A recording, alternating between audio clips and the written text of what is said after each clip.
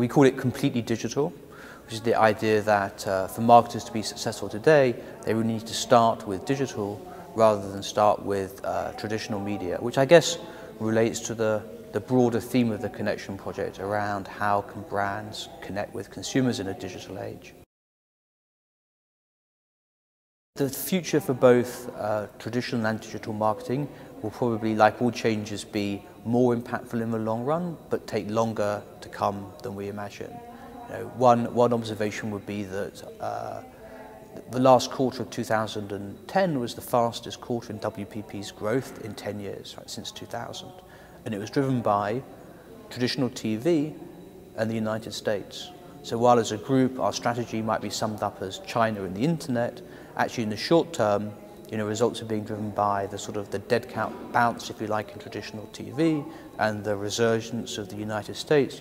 They call it the world's largest emerging economy. So I think we have to think about and separate the short-term impact from the long-term impact. And I guess longer term, we know that traditional media will become digital, and those that can adapt, like the dinosaurs, which couldn't, I guess those that adapt will survive, and those that don't will perish.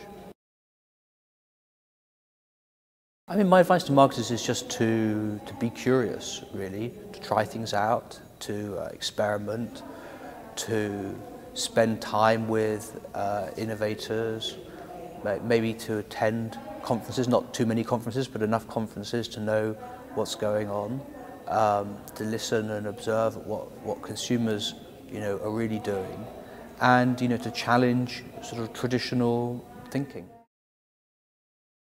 When you look at making marketing decisions, the gut has always been very important, and I think one of the advantages that traditional media has is people understand the metrics, right?